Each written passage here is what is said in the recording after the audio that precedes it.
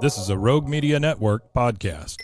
Welcome, everybody, to Teach Me Pokemon, the podcast. I'm your host, Corey, and along with my co-host, Jared, we're best friends, been playing Pokemon for a very long time.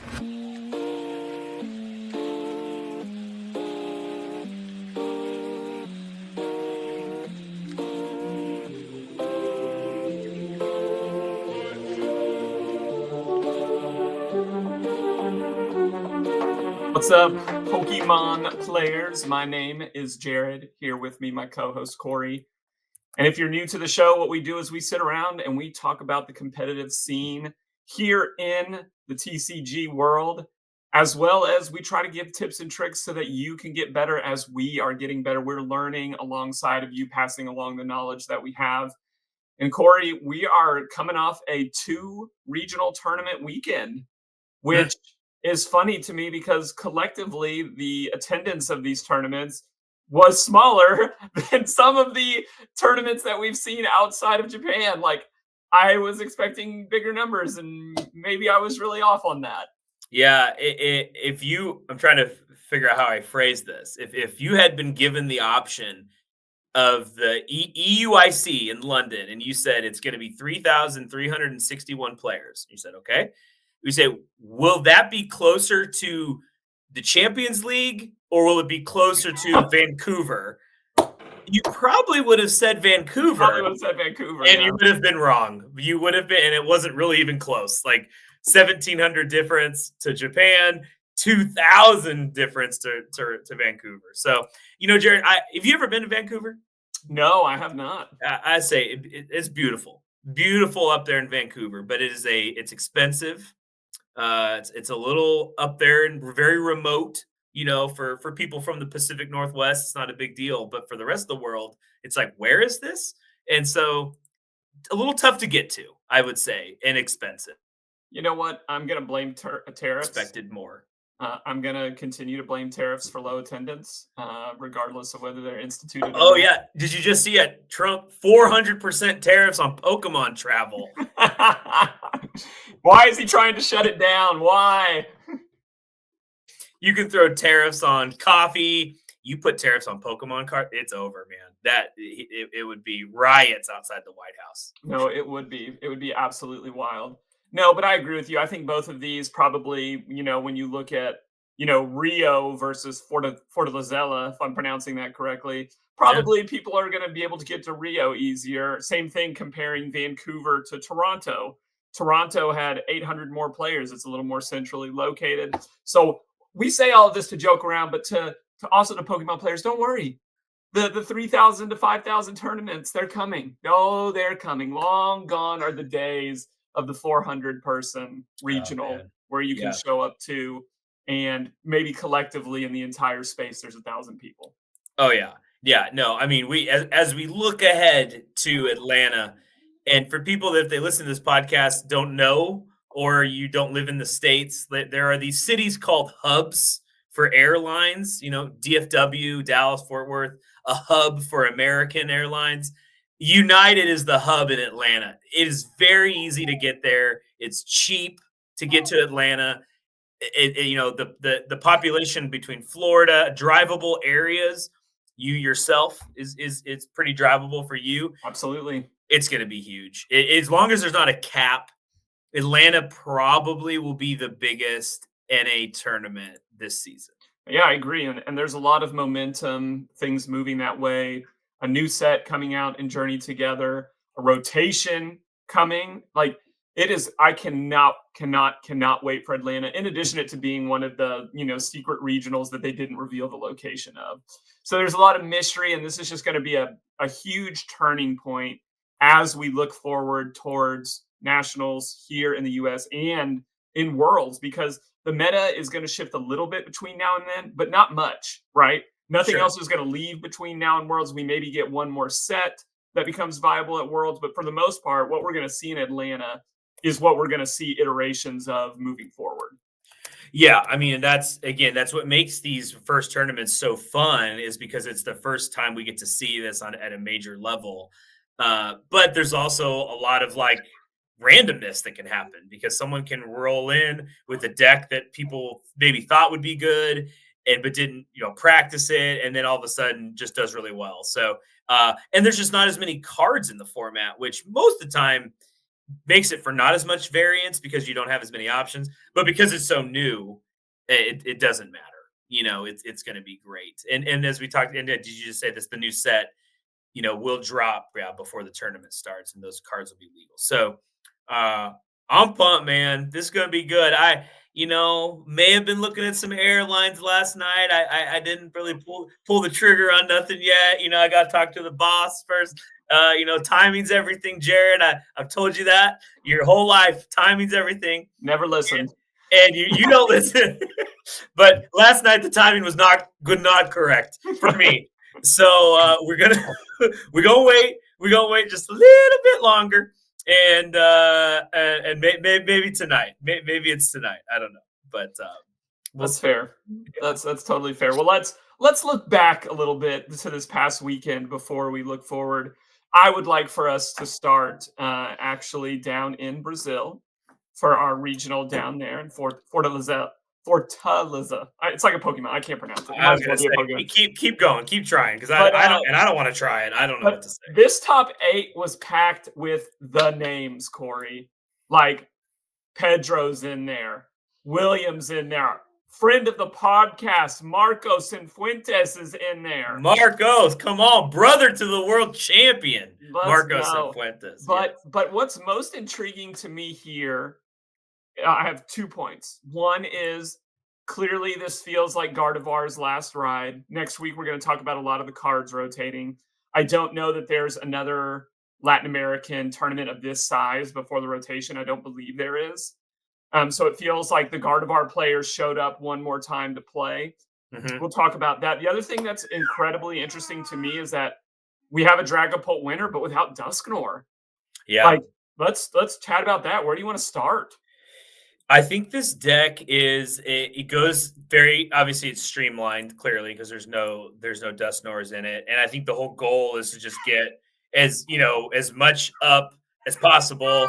They have the Monkey Dory, which does help move the damage counters, which in no way, shape, or form replaces a Dusknoir in the deck. But it does ensure that you always get Dragapult up, and you can maybe get that second one up. Because I think decks are building around being able to one-shot the first Dragapult in the hope that you can't get the second one. This deck also plays a little bit more like a Gardevoir because you're so heavy going into the Dracolox and playing the Unfair Stamp versus your Dusknoir with the Crystal, because it's you're less energy. You don't have the ability to keep drawing cards, but Unfair Stamp kind of puts you in bad positions. I actually played against this deck this morning as I was procrastinating on work, and the Unfair Stamp was game changer for them. And I was expecting Crystal. I just was like, well, they have Crystal, and then they didn't drop any Duskulls. So I was like, what is going on? And then they Unfair Stamp me, and I thought, oh, okay. And at first I was like, oh, this was Andrew Hedrick's deck, or something. And I know it wasn't, but clearly now I know where they got it from.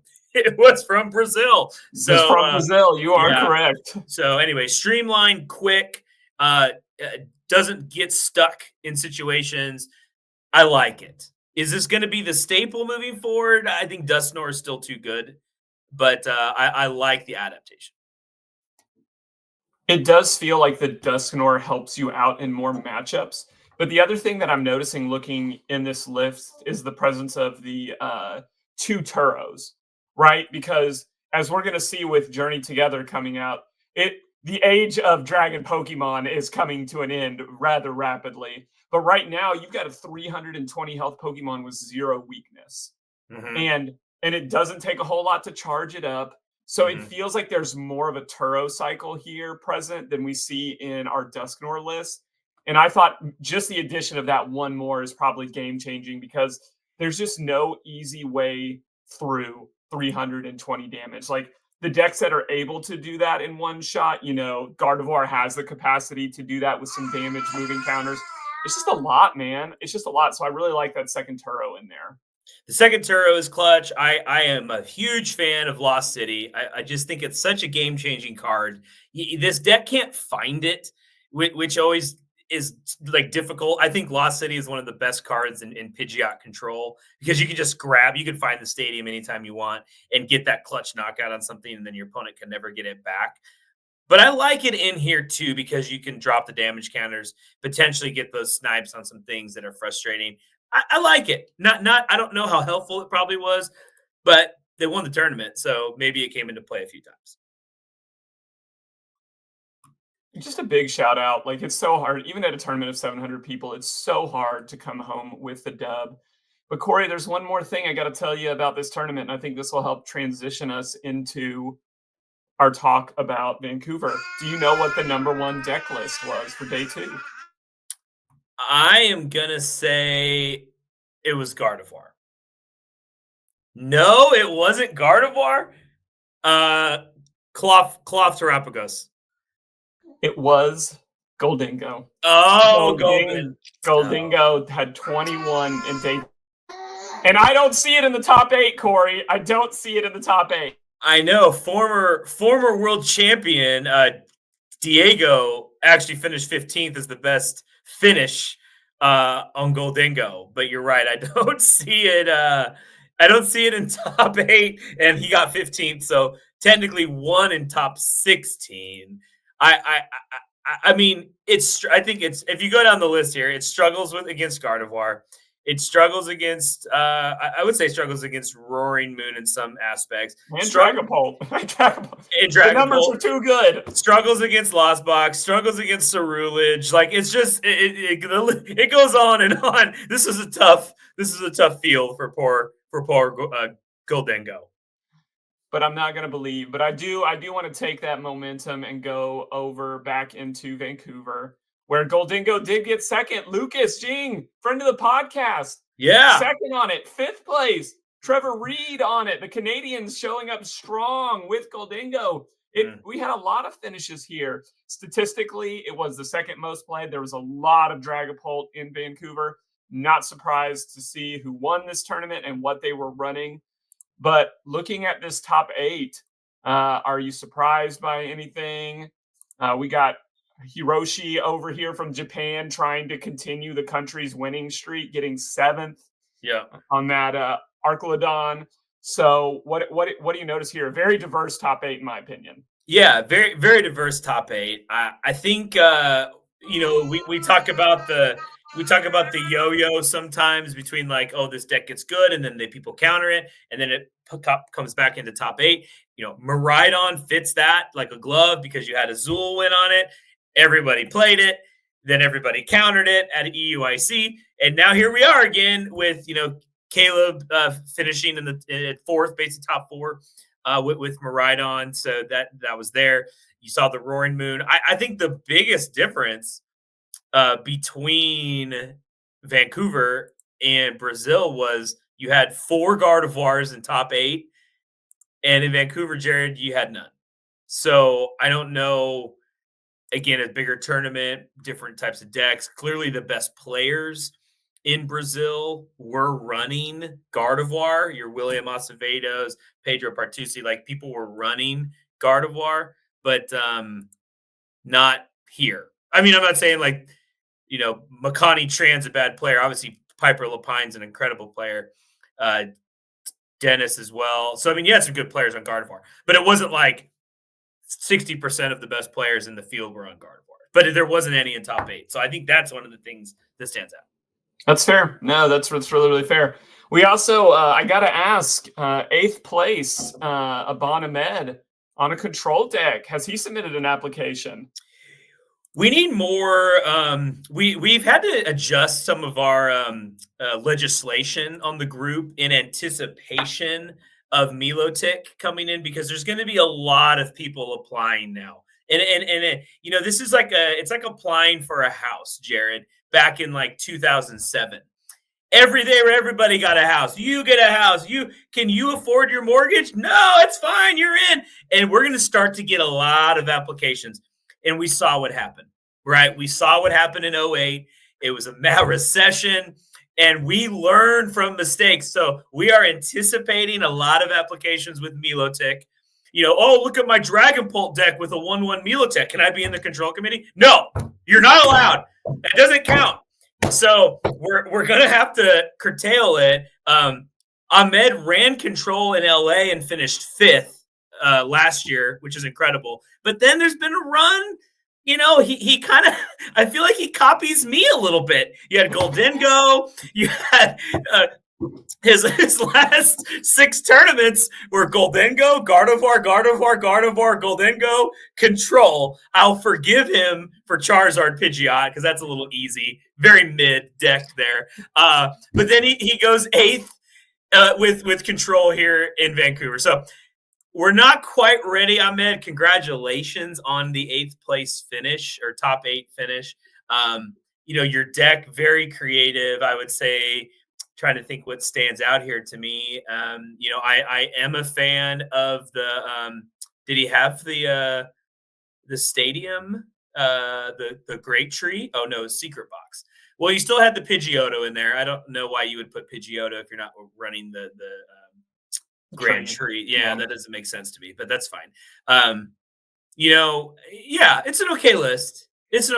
I think there could have been a little tweaking here to make this a little bit more streamlined. But hey, we'll take a top 8. But I'm just telling you, he's not in the committee yet.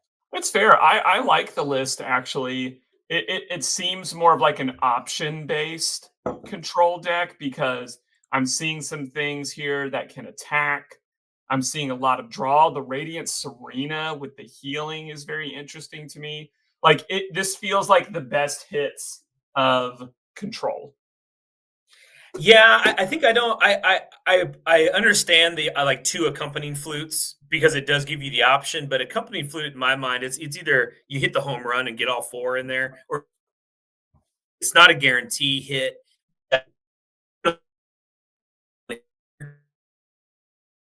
Guarantee the yank from hand versus an accompanied flute that's just like, I'm rolling the dice. I don't like it. Unless you're putting 4 in there. 2 feels like, you're neither cold nor hot. You're lukewarm, Jared, and I spit you out of my mouth. I don't like it. I'd rather, maybe add, I don't know, maybe a de-evoluter in there to give yourself maybe some more options. Maybe the Grand Tree, again, the Secret Box is good, but I don't know. And again, maybe Ahmed was yanking stuff out of people's decks and throwing the Luminions out there. I don't know. But yeah, good. I always appreciate a control deck doing well. Yeah, I'm a fan. I don't think this is something that I would be able to run to any level of success. And then it's funny to me to say that this is like such a throwback, but I mean, I think we got to talk about Christian in 9th on Regidrago. Yeah, did Christian know it's March of 2025? Did anybody? It didn't look like it mattered. Five Regidragos in day deck in day 2. And same thing, like we've seen Raging Bolt come down and we've seen other decks kind of elevate into their place. New decks like Archlodon, Cloth with Terapagos kind of come up into its place. And then we've kind of lost some of those classics that we've been used to in the last year. Well, yeah, I mean, you can just see, Charizard Pidgeot can't even really compete anymore, right? I mean, it's nowhere to be seen here at the top of the leaderboard. So that used to be, remember, there was like a time, Jared, where it was like, do you take Charizard or the field? and that was like a tough decision. It's not there anymore. So it's good to see Regidrago, but we needed a course correction on Regidrago because that was getting ridiculous for a little bit. But yeah, no, Raging Bolt, I think just too one-dimensional is probably its issue, is when it's going and it can't be disrupted, probably unbeatable. But the problem is you can disrupt it and you can get around some of its stuff. So yeah, I like the mix, Jared. It's a good mix here in a top 8. With a guy winning it that is a very familiar face and accustomed to winning regionals. So let's talk about that. This is like, he won 2 last season. Did I make that up? I don't remember the exact statistics, but my guy is on a tear. Yeah, I think this is Andrew's. Is this his 5th regional win now? I could be wrong. Well, no, let's see. Because I thought there was a. No, I think. Oh yeah. Okay, so he got on his name on the map when he went back to back on Lugia Right. 2 years ago, 2 years ago. and then he cleans up a special event in Bogota. Yep. I'm not going to count that. So he wins 2 regionals, and then last year he wins 2 regionals. That was the Dialga Yep. Matang. That was kind of came out of nowhere. And then nationals. Oh, it was NAIC. Okay, Yeah. you're right. So So 3, four 4. regionals, a special event, and a nationals. That's a crazy resume. Dude, that's getting wild, man. That was getting wild. And he sat next to me at Louisville in like round 8. So that's impressive as well for him. Yeah, I was about to say for him or for you. Yeah. I mean, he asked me for my autograph. I said, Andrew, come on, man. Not right now.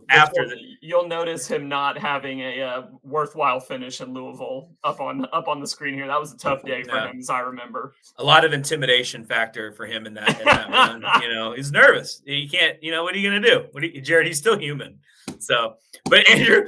I mean, if you were gonna put a list together, and we probably need to prep it so we won't go down. I mean, but he's got to be top 5 in the world, right? I mean, when you say he's got to be in that category now. I think, yeah. I think it's always the debate: top 5, top 10. I think what I would just say is like this is one of our stars in the world. Like if you see him at a top table, it's not surprising. No. Lucas, who finished in 2nd, same thing. It's like, oh yeah, totally believe that. Now, would I believe that Lucas was playing Goldingo and piloting that to a 2nd place finish? Probably not so much.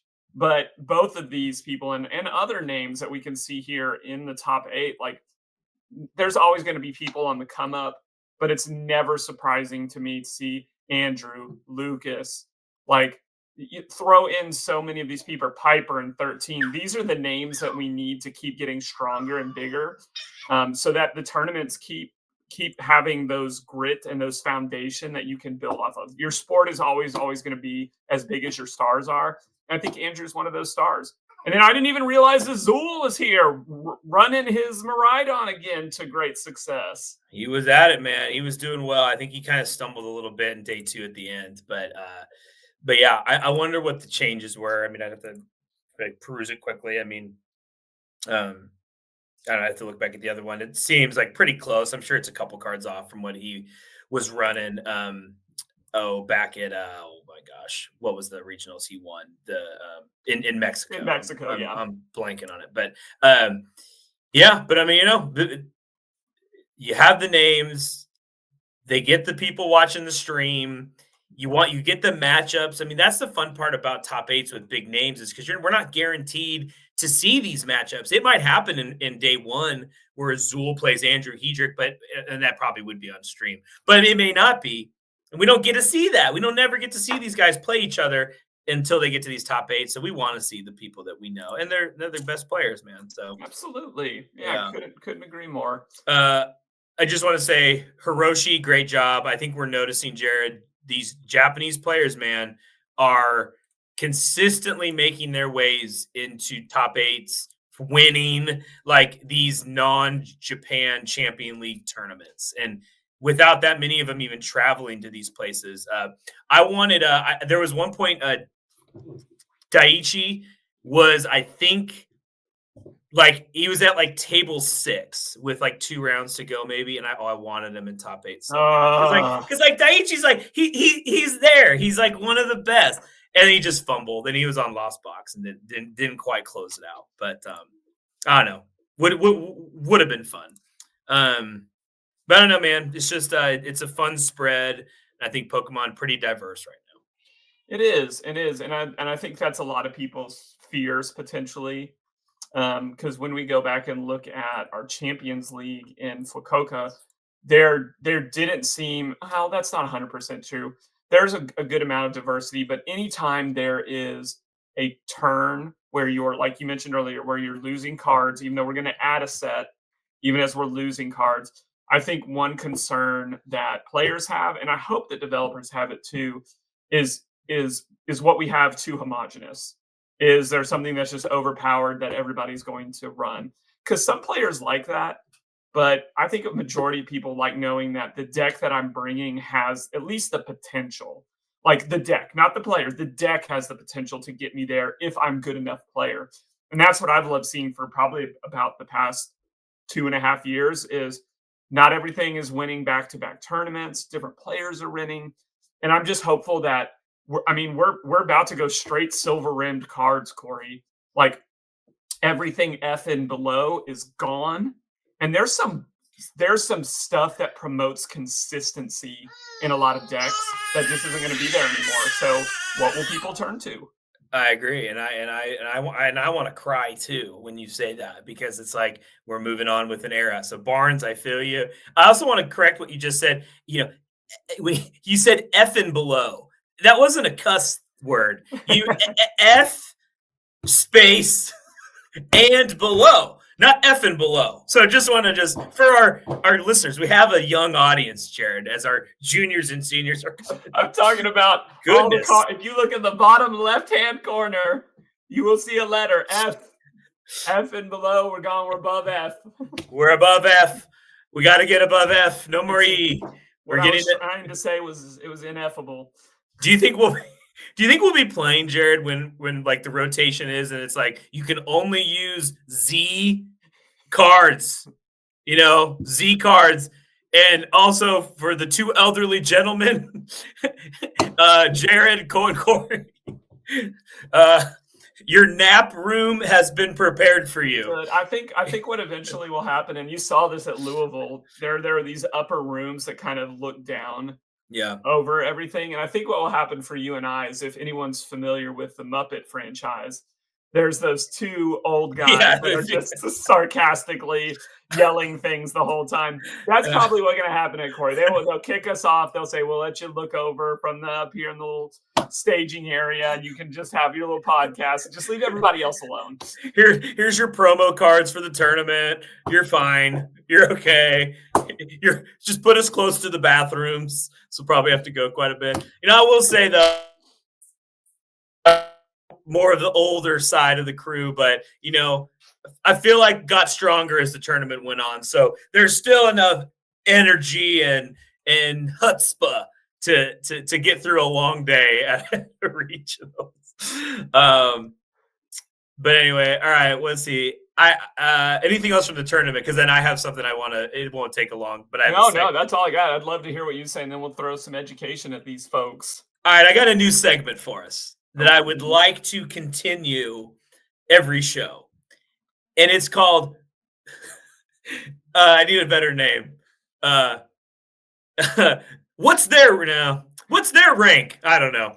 Where do they sit? No, let's call it, who's currently qualified? Ooh, okay, I like that. I like that. So I am looking at the top 125 right now in U.S., Canada. Because remember, that is who qualifies for Worlds unless you win a regionals outright or you get top 4 at an IC. You have to finish in the top 125 if you're playing in the U.S.-Canada region. Before I give you any names, tell me, or you take a guess, how many points do you think you would have to have right now in order to be 125th? And it's a kid. I call him a kid. Ryan H. I don't know you, Ryan H. Ryan H. is currently qualified for Worlds. How many points does he have? 650. Oh, very close. 571 points. Okay. All right. So if you consider the League Cups you can max out, I think it's still about 200 points. Your challenges gets you back, I think, up to 260. And this is if you're cleaning up first places on all these. Like, you still got to go to these regionals. Now, they're giving more points for finishes and stuff, but 570, that's not a low number. I mean, you are now in the realm of, let's say you got second at a regionals, you're still not really even close to to qualify. And like if you just thought, oh, just based on points, I'll make it. So Ryan H., good job. I think it's good to kind of track where some of this is at right now. You know, we have some players very close coming on up. Adam Calamont from Canada. Hey man, like you're right there, 565, but you're on the outside looking in right now, Adam. So keep on playing. I'll ask you, Jared, who do you think is first with 1,345 points? And I don't know. I'll give an asterisk. I don't know if this counted Vancouver yet. So maybe that gives you a hint of who it's not. I'll say Caleb Gedimer is in first. Oh my goodness. Caleb Gedimer. 17th place right now is Caleb. Go again. One more try. This should be easy. This guy has been everywhere. Well, I mean, Brent Tonneson is everywhere, but he doesn't live in the U.S. Yeah, so Brent Tonneson is not in this region, Jared. I'll do a quick look up for Brent real fast. He is first place in Oceania. 1581 is where Brent Tonneson is at, but he ain't in U.S. Canada. So go again. You should get this. It's not Azul. Is it Azul? I mean, Azul won No. Mexico. He's auto-in, but he hasn't been playing in a lot of tournaments. No, Azul's not anywhere near this, man, because he already qualified. He's fine. Is Lucas in the top 10? Lucas Zing, 7th place is Lucas right now currently. Go again. You don't even have the top 3. I mean, I know Andrew's not going to be number 1, but where is Andrew? Say it one more time. Where is Andrew? Where's Hedrick? It's just a disclaimer, but he's at 6th place right now. So he'll be on the come up. I think because I doubt this has calculated it already, but maybe it has. Still not. I can't believe you can't get this. Henry Chow has to be up there. Henry Chow, 3rd place. Henry Chow, the 2nd best Gardevoir player on the planet after myself. Henry Chow, not first though. Not first. Or I probably put Kaito. We'll go Henry Chow 3rd, Kaito 2nd. I'm first. Okay, now keep going. You're not quite there. And I wouldn't keep doing this if I didn't think this was a no-brainer. This is a no-brainer. Calvin Connor has to be real high up there. Calvin Connor, 9th place is Cal Connor. Keep on. You're so good. You're so close. How have you not got this guy? I don't know. Tord lives in the EU. I don't know. Tord is in the EU. Let's see if Tord is even on the list here. Grant Shin has to be up there. Tord is 5th right now in Europe. So just to give you a heads up. Okay, who did you just say? Grant Shin. He is in 10th place. He's top 10 is Grant Shen. Jared, this person, I'm not even going to give you a hint. If I give you a hint, you're going to get him. You're going to get him if I give you a hint. I don't know. Jared, this person has been on a tear. Like, maybe not winning. I don't think maybe they've won one regionals lately, but they've just been playing nonstop, and they always finish really well. And they've primarily been on, like, one deck. I mean, that Henry Chow would be my answer to that, playing Gardevoir. Like, that's my answer. So I'm like, Szymanski has to be high up there. Szymanski is 12th place. Ryan Antonucci is usually pretty high up there. Antonucci not on. Oh no, 25th. 25th. Oh my gosh. Okay, we're gonna give this 20 more seconds, so then I'm gonna give you. Piper's usually up there. Piper's probably up there. I don't see Piper though, so maybe I don't know where she's at. She's at 34th. Kirian's usually up there. Kirian, I saw Kirian 8th place. He's 8th. 8th place. Xander's probably in there somewhere. Yeah, Xander was like 40th or something. I saw Xander really quickly. 45th was Xander. Yeah. Okay. I just feel silly. I feel so silly. He's been on the podcast. Oh, Raul!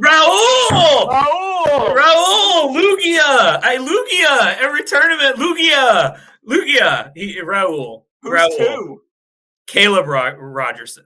And Caleb finished 4th in Vancouver. That's fair. Raul, I'm sorry. It's been a what have you done for it lately mindset for me. What have you done for me lately? Anyway, that wraps up our segment. We'll track this if we see any interesting things come up. Obviously, people, the top 25, those are the names you know. But I want to be watching. I'm going to call it the 125 watch. Maybe that's a 120 and just see where the points are at, because I think that was an interesting exercise at the beginning of the season. Other shows, other podcasts, we talked about like, how many points do you think you're going to need? Like, as these players were evaluating this new format to qualify for Worlds, how many tournaments would they have to do? And it keeps them playing, which I just love. I love it. I love it. I love it. And we'll see what you would need to have had to qualify for Worlds. Because Jared, we're over halfway, right? I mean, with the tournament. Oh, easily. Right? Easily. Yeah, okay. we have ICs under our belt. We were well past the halfway mark. But I think it's specifically appropriate because it feels like what we watch on Sports Center with people bubbling in, bubbling out. Where is the seeding going to be? And then you have those teams that sneak in their tournaments, their conference tournaments, which is like an IC where you get top fourth or where you win a regional. There's a lot of different ways that can happen. So I think this is great. I think this is wonderful. Awesome. All right. We'll find a sponsor for it too. Oh, sticker. Stray Collections. What am I doing? Fire me. Stray Collections. Teach 10 promo code. Collections with a Z. Collections with that Z, man. You got to have it. Yeah. And if you're in any bowling alley in the Nashville area or the Waco escape rooms in Waco, Texas, PokeChess. Go put your quarters in, get a card, get 2 cards. You could win a PSA 9 or 10 card. I will tell you, there's a PSA Charizard just waiting to be collected at the Waco escape rooms one. Has it been collected yet? I don't know. Go put your quarters in. Come find out. Is there potentially a signed Gardevoir in that machine from yours truly? Probably. Maybe. So maybe. Well, our education may hit a little close to home today. I sent out a text to our group of friends earlier this week, and it was a comic. And what it showed was, we'll probably have to find and post this, but it was a 2-paned comic. The top pane showed a really handsome guy talking to a girl in a cubicle, and they were talking about Pokemon Pocket. And that was okay. And then just a hideous individual talking to the same girl, talking about Pokemon Live. And that was an abomination, and HR had to be consulted. Trying to talk about the type of person that plays Pocket versus the type of person that plays Live. So I want to talk briefly because Pocket just has so much momentum. There's so many more people playing Pocket right now than there are playing Live. My argument is that's a really great thing for Pokemon as a whole. But I want to talk about how playing Pokemon Pocket, if you're a newcomer, can be beneficial to you when you're ready to take on the full version of the game. Because that's how I kind of feel about it right now. Pokemon Pocket is Pokemon Light. Pokemon Live is the full version of the game. And yes, I think a more full version of the game is going to attract some sweatier players. But also, good things are happening all around. So we've talked about a little bit about the differences in past episodes. I don't want to reiterate those. Corey, what I'm wondering from your perspective is what can people take away from playing the competitive part of Pokemon Pocket that is directly transferable over to playing either Live, which is the full version of the game, or transferring it to playing at a league or at a League Cup or at a regionals or maybe even Worlds one day? I think it does, regardless of the obviously the play styles are different, right? The rules are different in Pocket as it is on Live, right? You have less cards. The obvious things out of place, but you're asking what's the similarities. You still have to build decks in a way that makes sense.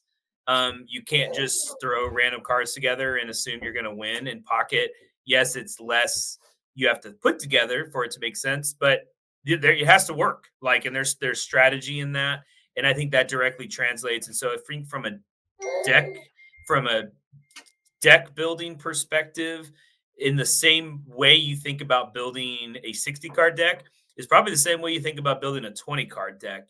And so I think that's obviously very translatable between either game, even if the amount of cards you have to work with are different. So I would say that's probably one of the more obvious ones. And I think you're planning out moves. You got to think. Yes. You got to think 2-3 turns ahead. I think in pocket, it's actually more important. You make one retreat.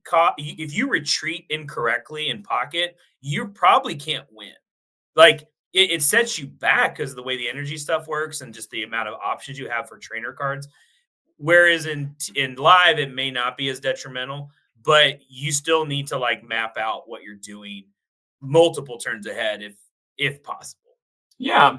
That's one of the ones I really wanted to hit out. I think the best players in live and in the actual physical form of the game, they're probably 4 or 5 turns ahead.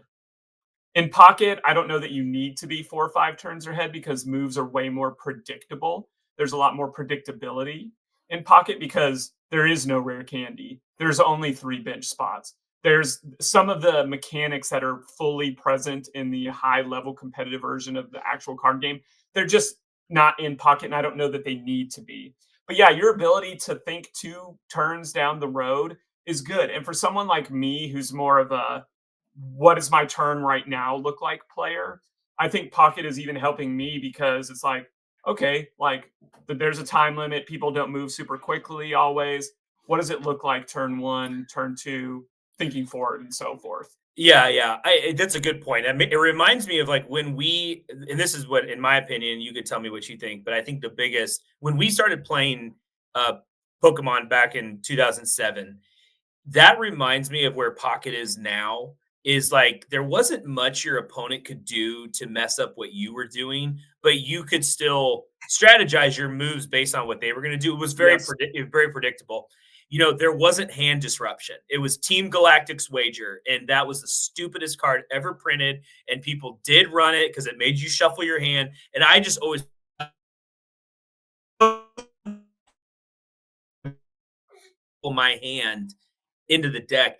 And really, since 2007 on, when really N got printed, and then we moved to Judge, and then Iono, hand disruption is a staple of Pokemon TCG right now. Like we talked about earlier, Raging Bolt not doing very well anymore. It's because Raging Bolt can't run disruption cards. You have to Setas every turn. Yep. Or you're going to lose. And so in Pocket, there is no hand disruption yet right now, at least to my knowledge. There is one. There's a red card. There's an item card. But okay. it is not meta.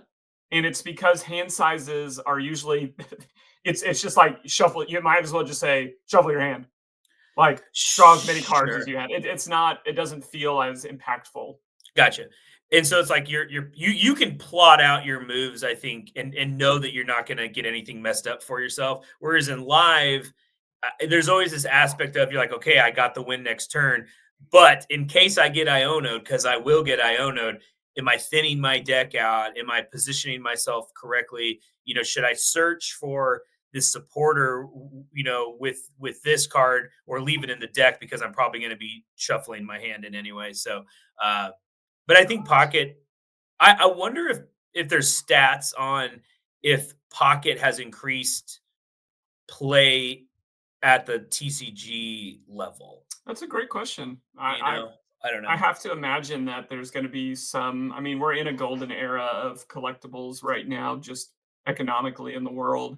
So I imagine it all drives the same ship. We were just talking yesterday, you and I, about like there are no dum-dums in the Pokemon development office over in Japan. Like they know what they're doing. There's a reason this is the #1 entertainment IP of all time. So it's like, yeah.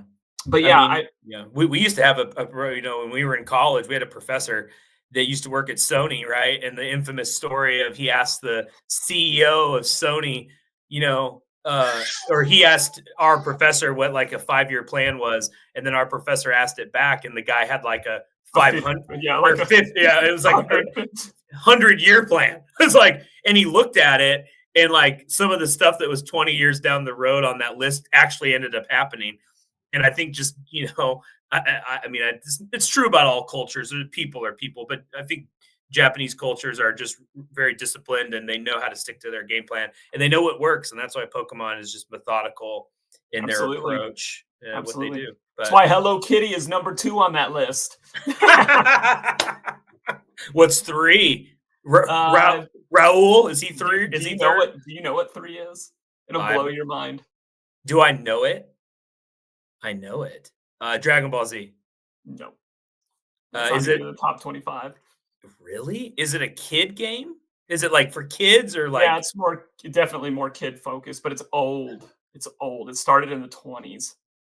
The 20? What do you mean? The 1920s?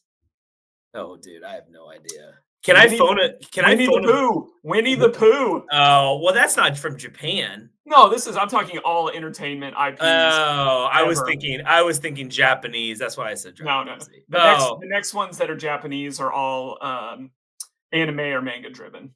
Mickey Mouse, is that 4th? Mickey? He's in there. I think it's like Disney Princesses is up there. It's a very interesting top 10. Maybe we'll talk about it another time. Where does Bluey live on that list? Because it's climbing. My world is consumed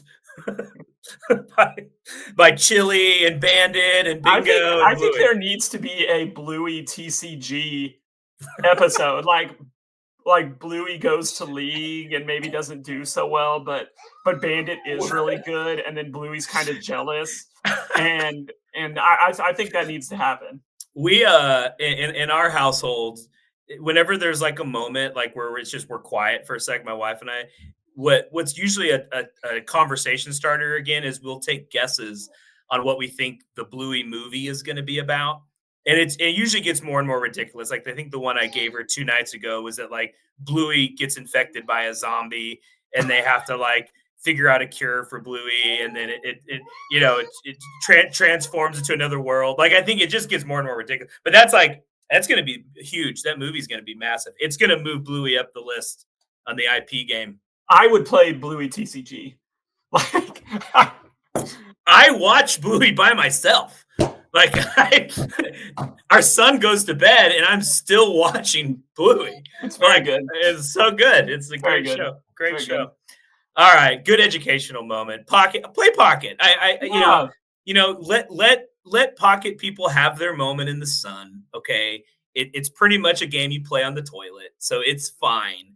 Just let them have it. We all know what the superior game is. We don't need to say it out loud. Okay? You may get weird looks at the office and, have some kind of sexual assault lawsuit according to that comic, but you'll know that you're playing the far intellectually superior game. It usually comes down to I Iono you to 1. I got the game next turn, and what do you top deck boss order? And then I say a bunch of bad things out of my mouth. HR complaint. So that's usually where it comes from. Well, that is going to wrap us up today. We do have some tournaments coming up. Stockholm in, I believe that's 2 weeks, if I'm not mistaken. Yeah, 2 weeks. 2 weeks out. Do we have anything going this week, Corey? There's nothing going on this week. Let me take a quick gather. This is what I do when there's not any major tournaments. I go to city leagues. Nothing. Oh, well, yeah, there's a Milotic that won last 2 days ago. So there you go. But nothing too wild. Even Pokemon, Jared needs a week off sometimes. It's fair. Okay. Well, that is going to wrap us up. I am Jared. You are Corey. And we will be back next week. You do want to turn in next week. We are going to be covering everything that's getting rotated out as we look forward to Atlanta. We want to be on the forefront of that discussion, and we'll have a little in memoriam for some of the great cards. There'll definitely be a little slideshow. Will you remember me? Okay, a couple moments of silence. It'll be beautiful. But Corey, our lovely audience, we'll catch you later. You can find us at roguemedianetwork.com. Teach Me Pokemon Podcast. Come and dive with us.